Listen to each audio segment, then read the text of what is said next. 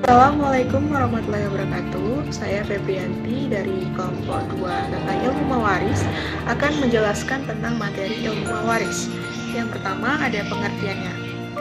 Pengertian ilmu mawaris berasal dari dua bahasa, yaitu dari kata warisa dan juga almaris, yang berarti berpindahnya sesuatu, yakni berpindahnya harta atau benda dari seorang pewaris ke ahli waris.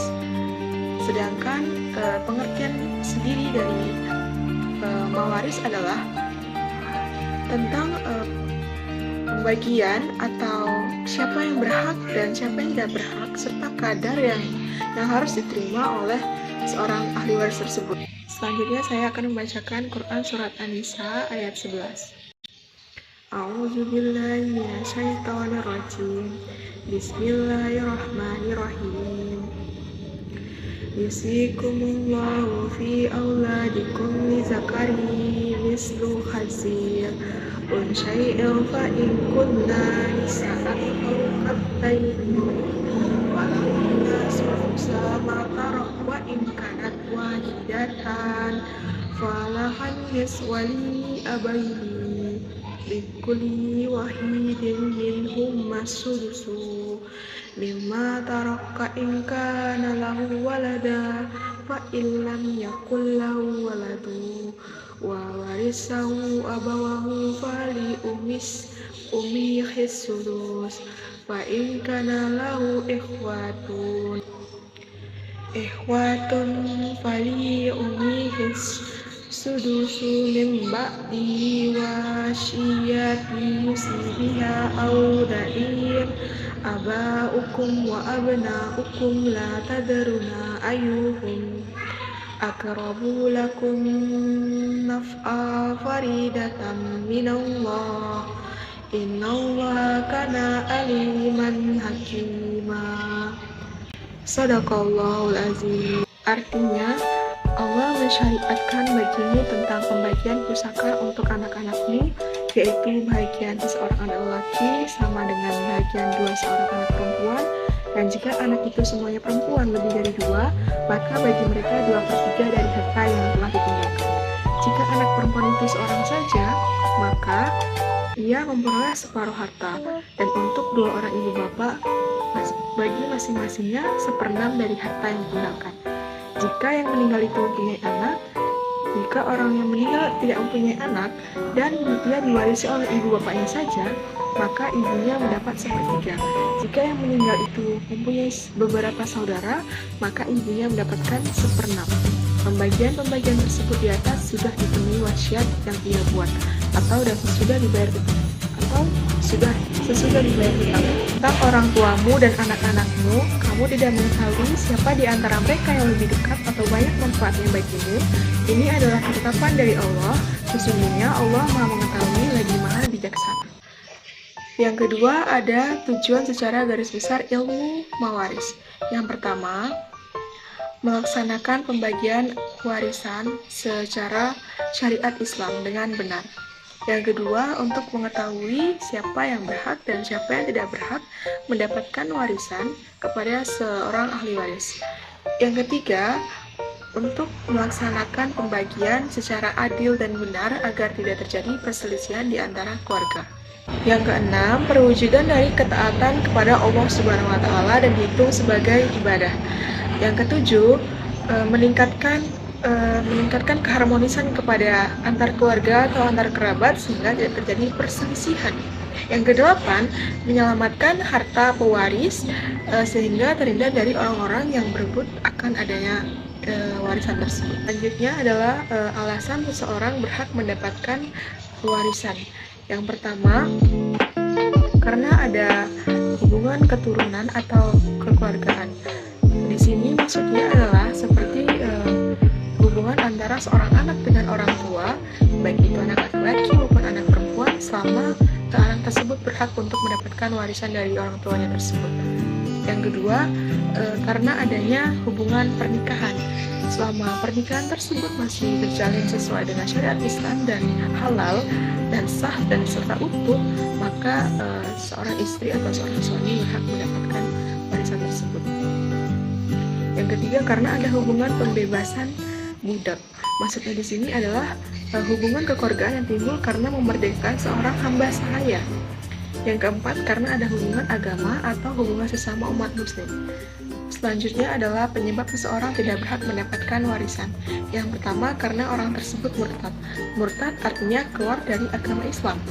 Yang di sini maksudnya adalah seseorang yang sudah keluar atau berbeda dengan agama seorang pewaris, artinya tidak Islam lagi, tidak berhak mendapatkan pewaris atau tidak berhak mendapatkan warisan dari seorang pewarisnya. Selanjutnya, berbeda agama. Orang yang kafir tidak berhak mendapatkan warisan dari seorang umat muslim, begitu pula dengan sebaliknya. Dan yang ketiga, budak atau hamba sahaya. Budak atau hamba sahaya yang ditinggal mati, ahli warisnya tidak berhak mendapatkan harta peninggalan. Yang keempat adalah pembunuh. Seorang pembunuh yang rela membunuh seseorang untuk mendapatkan warisan, maka dia tidak layak mendapatkan warisan tersebut. Ahli waris. Ahli waris dalam Islam dikelompokkan menjadi dua, yaitu ahli waris laki-laki dan ahli waris perempuan. 1. Ahli waris laki-laki. Ahli waris dari pihak laki-laki seluruhnya ada 15 orang. 1. Anak laki-laki, 2. Cucu laki-laki dari anak laki-laki dan seterusnya, 3. Bapak, 4. Kakek dari bapak dan seterusnya, 5. Saudara laki-laki sekandung, 6. Saudara laki-laki sebapak, 7. Saudara laki-laki seibu, 8. Anak laki-laki dari saudara laki-laki sekandung, 9. Anak laki-laki dari saudara laki-laki sebapak, 10. Paman yang sekandung dengan bapak, 11. Paman yang sebapak dengan bapak, 12. Anak laki-laki paman yang sekandung, 13. Anak laki-laki paman yang sebapak dengan bapak, 14. Suami, 15. Laki-laki yang memerdekakan mayat atau pewaris. 2. Ahli waris perempuan. Ahli waris dari pihak perempuan seluruhnya ada 10 orang.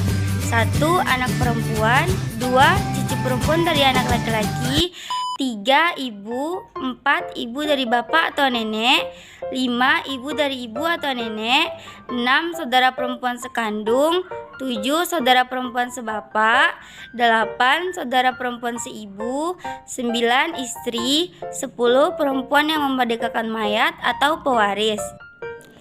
Jika 25 orang ahli waris, yaitu 15 orang dari pihak laki-laki dan 10 orang dari pihak perempuan, semuanya ada, maka yang berhak menerima warisan hanya 10 orang. 1. Ibu, 2. Bapak, 3. Anak laki-laki, 4. Anak perempuan, 5. Suami atau istri. Ketentuan bagian ahli waris. Ada 3 macam ketentuan bagian ahli waris. Yang pertama adalah zawil furud, yang kedua asabah, yang ketiga hijab. Zawil furud adalah bagian ahli waris yang telah ditentukan dalam Al-Quran. Zawil furud terbagi menjadi 6, yaitu A. Ahli waris yang mendapatkan bagian 2/3. 1. 2 anak perempuan atau lebih, jika tidak ada anak laki-laki. 2. 2 orang cucu perempuan atau lebih dari anak laki-laki. 3. 2 orang saudara perempuan atau lebih yang seibu sebapak. 4. 2 orang saudara perempuan atau lebih yang sebapak. B. Ahli waris yang mendapatkan bagian setengah. 1. Anak perempuan tunggal. 2. Cucu perempuan dari anak laki-laki. 3. Saudara perempuan tunggal seibu dan sebapak. 4. Saudara perempuan tunggal yang sebapak. 5. Suami, apabila pewaris tidak meninggalkan anak. C. Ahli waris yang mendapatkan bagian 1/3. 1. Ibu, apabila pewaris tidak meninggalkan anak atau cucu dari anak laki-laki atau 2 orang saudara laki-laki atau perempuan. 2. 2 orang saudara seibu atau lebih, baik laki-laki atau perempuan. D. Ahli waris yang mendapatkan bagian 1/4. 1. Suami, apabila istri yang meninggal dunia mempunyai anak atau cucu. 2. Istri, apabila suami tidak meninggalkan anak atau cucu. E. Ahli waris yang mendapatkan bagian 1/6. 1. Bapak atau kakek, apabila ada anak atau cucu. 2. Ibu, apabila ada anak atau cucu atau ada 2 orang saudara. 3. Nenek, apabila tidak ada ibu. 4. Seorang saudara ibu laki-laki atau perempuan. 5. Cucu perempuan, seorang atau lebih apabila ada seorang anak perempuan, tetapi apabila anak perempuannya lebih dari seorang, maka cucu perempuan tidak mendapatkan apa-apa. F. Ahli waris yang mendapatkan bagian 1/8, yaitu adalah istri apabila suami meninggalkan anak atau cucu dari anak laki-laki. B. Asabah. Asabah adalah ahli waris yang bagiannya tidak tentu. Asabah mempunyai 3 kemungkinan dalam menerima bagian warisan. A. Menerima seluruh warisan apabila tidak ada zawil furud. B. Menerima sisa warisan setelah diambil zawil furud. C. Tidak menerima warisan sama sekali karena habis diambil zawil furud. Asabah terbagi menjadi 3, yaitu A. Asabah binafsihi. Asabah binafsihi adalah ahli waris yang menjadi asabah secara otomatis, bukan karena ditarik zawil furud. Asabah binafsihi ada 13 orang, yaitu 1. Anak laki-laki, 2. Cucu laki-laki dari anak laki-laki dan seterusnya ke bawah, 3. Bapak, 4. Kakek dan seterusnya ke atas, 5. Saudara laki-laki seibu dan sebapak, 6. Saudara laki-laki sebapak, 7. Anak laki-laki dari saudara laki-laki seibu sebapak, 8. Anak laki-laki dari saudara laki-laki sebapak, 9. Paman yang seibu sebapak dengan bapak, 10. Paman yang sebapak dengan bapak, 11.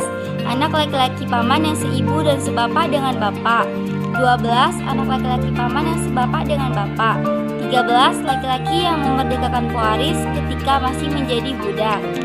B. Asabah bigairihi. Asabah bigairihi adalah ahli waris yang menjadi asabah sebab ditarik oleh ahli waris tertentu dari asabah binafsihi. Adapun yang termasuk asabah bigairihi yaitu 1.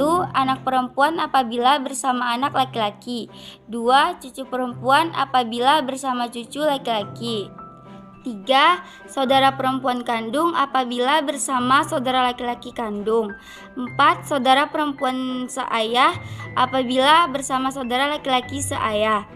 C. Asabah ma'al gairihi. Asabah ma'al gairihi adalah ahli waris yang menjadi asabah karena bersama-sama ahli waris lain yang tertentu dari zawil furud. Adapun yang termasuk asabah ma'al gairihi yaitu 1. Saudara perempuan kandung apabila bersama seorang atau lebih anak perempuan atau cucu perempuan dari anak laki-laki. 2. Saudara perempuan seayah apabila bersama seorang atau lebih anak perempuan atau cucu perempuan dari anak laki-laki. 3. Hijab. Hijab berarti penghalang, yaitu ahli waris akan kehilangan haknya atas warisan karena terhalang oleh ahli waris yang lebih dekat atau lebih berhak. Hijab terbagi menjadi 3. A. Hijab nuksan, B. Hijab hirman, C. Mahjub. Hijab nuksan yaitu ahli waris yang menghalang-halangi ahli waris lain, sehingga bagian ahli waris lain berkurang dari semestinya. Hijab hirman yaitu ahli waris yang menghalang-halangi ahli waris lain, sehingga ahli waris lain tidak mendapatkan bagian warisan sama sekali. Mahjub yaitu ahli waris yang terhalang sebab dia lebih jauh hubungannya. Kewajiban sebelum pembagian harta waris. Warisan akan dibagikan kepada ahli waris apabila kewajiban pewaris atau tanggungan pewaris telah diselesaikan kewajibannya. Berikut beberapa tanggungan pewaris yang dimaksud tersebut. Yang pertama, biaya pengurusan jenazah. Biaya pengurusan jenazah diambil dari harta yang ditinggalkan mayat, seperti membeli kain kafan, menyewa ambulan, dan biaya pemakaman. Bahkan juga termasuk biaya perawatan waktu sakit. Yang kedua yaitu utang. Jika pewaris meninggalkan utang, hendaknya utangnya dilunasi dengan harta peninggalannya. Yang ketiga yaitu wasiat. Wasiat adalah pesan pewaris sebelum meninggal agar sebagian harta peninggalannya diinfakkan untuk kepentingan agama atau sosial. Wasiat tersebut harus dipenuhi oleh ahli warisnya. Yang keempat, zakat. Apabila warisan sudah mencapai nizab, tetapi belum dizakati oleh pewaris, maka warisan tersebut harus dikeluarkan zakatnya terlebih dahulu sebelum dibagikan kepada ahli waris. Undang-undang mewaris. Aturan mengenai warisan di Indonesia dijelaskan dan diatur di dalam undang-undang, yaitu Undang-Undang Nomor 7 Tahun 1989 tentang Peradilan Agama. Kewarisan diatur di dalam pasal 49 ayat 3 yang telah dimuat tentang peranan peradilan agama dalam penerapan warisan di antaranya. Yang pertama yaitu menentukan para ahli waris. Yang kedua yaitu menentukan harta peninggalan. Yang ketiga menentukan bagian masing-masing ahli waris. Dan yang terakhir yaitu melaksanakan pembagian warisan. Perhitungan warisan. Ilmu faraid merupakan jalan keluar yang diberikan kepada umat Islam untuk menyelesaikan perkara tentang warisan dan pembagiannya secara adil kepada ahli waris. Karena pembagian warisan yang dilakukan oleh ahli waris kebanyakan mendatangkan perselisihan. Oleh karena itu, agar tidak memicu adanya perpecahan atau bahkan putusnya silaturahmi antara ahli waris, maka digunakan ilmu faraid untuk menyelesaikan permasalahan pembagian warisan. Untuk memudahkan penghitungan dalam pembagian warisan, maka langkah-langkah yang harus dilakukan adalah sebagai berikut. Yang pertama, menyelesaikan tanggungan pewaris, yaitu biaya pengurusan jenazah, utang, wasiat, dan zakat. Yang kedua yaitu tentukan orang-orang yang menjadi ahli waris dan kadar ketentuannya, baik zalil furud, azabah, dan mahjub, serta beberapa bagian mereka masing-masing. Yang ketiga, mengetahui KPT kelipatan persatuan terkecil atau AM asal masalah. KPT atau AM dalam penghitungan warisan penting untuk diketahui karena bagian masing-masing ahli waris merupakan bilangan pecahan. Adapun KPT atau AM dalam ilmu faraid hanya ada 7 macam, yaitu 2, 3, 4, 6, 8, 12, dan 24. Yang keempat atau yang terakhir yaitu hitunglah sesuai dengan kadar ketentuan yang telah diketahui. Perhatikan contoh penghitungan warisan berikut. Pak Daud meninggal dunia dan meninggalkan warisan berupa uang sebesar 72 juta. Sedangkan ahli warisnya yaitu ibu, bapak, istri, dan seorang anak laki-laki.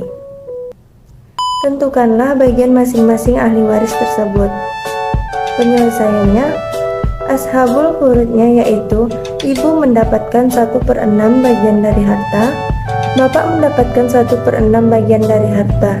Jadi masing-masing ibu dan bapak mendapatkan 1/6 bagian dari harta. Istri mendapatkan 1/8 bagian dari harta. Asabah anak laki-laki.